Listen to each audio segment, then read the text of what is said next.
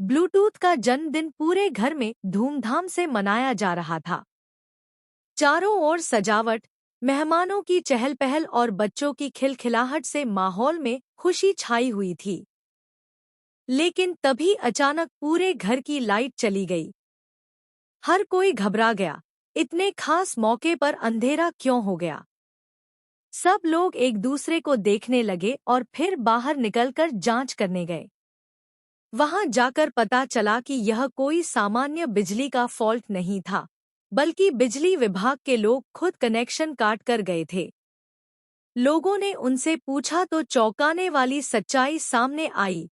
Bill का भुगतान नहीं हुआ है, इसलिए बिजली काटी गई है। यह सुनते ही सबकी नजरें सीधे ईशा की तरफ उठ गईं। ताई माँ तो मानो इसी मौके का इंतजार कर रही थी।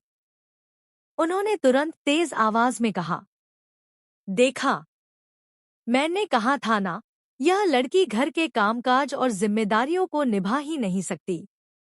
आज ब्लूटूथ का जन्मदिन खराब कर दिया इसने। अब इसे मान लेना चाहिए कि यह इस घर के काबिल नहीं है। ईशा, अभी यहीं सबके सामने मेरे पैरों में बैठकर माफी मांगो और हार मान लो। ईशा की आंखों में आंसू छलक उठे, लेकिन उसने खुद को संभाला। उसने गहरी सांस लेते हुए कहा, ताई माँ, मैं झूठी नहीं हूँ। मैंने बिल की बात की थी और बिजली वाले खुद कह रहे थे कि नया बिल भेजेंगे। मैंने उनकी बातों का वीडियो भी रिकॉर्ड किया था।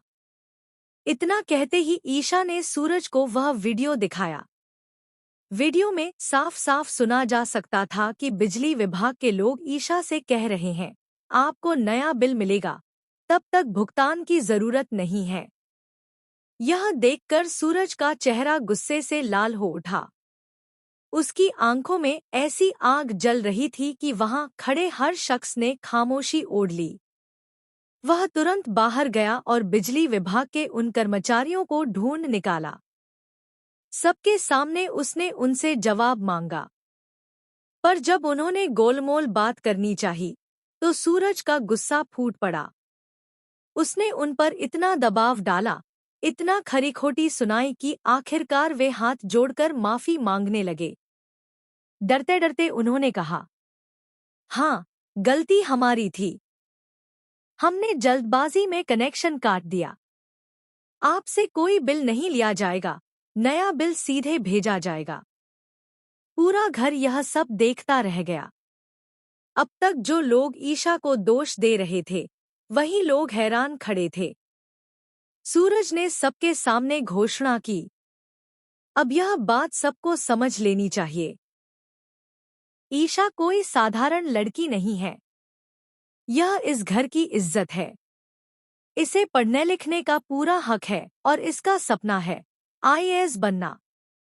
आज से ईशा को घर के कामों में जबरदस्ती मत डाला जाए।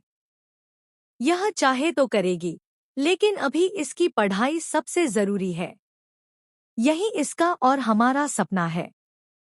सूरज के पापा भी तुरंत बोले, बिल्कुल सही कहा सूरज ने। हमें ईशा का साथ देना चाहिए। यह लड़की घर का नाम रोशन करेगी। यह सुनते ही माहौल पलट गया। सबकी आंखों में ईशा के लिए इज्जत और समर्थन झलकने लगा। लेकिन ताई माँ का चेहरा लाल हो गया। उनके मन में आग भड़क उठी। वह सोच रही थी कि जैसे तैसे आज ईशा की बेइज्जती करवाऊंगी और उसे घर से बाहर निकालने का रास्ता बनाऊंगी, लेकिन सूरज और उसके पिता ने सब बिगाड़ दिया।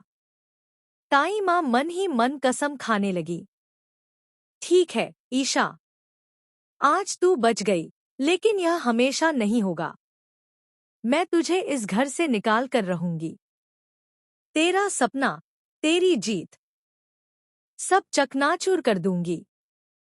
घर के लोग खुश थे, लेकिन इस खुशी के पीछे एक नया तूफान धीरे धीरे पनप रहा था। ताई माँ की आंखों में साजिश की चमक साफ दिख रही थी। अब सवाल यही था, क्या ताई माँ कोई नई चाल चलेंगी? क्या वह फिर से ईशा की राह में कांटे बोएंगी? या इस बार सूरज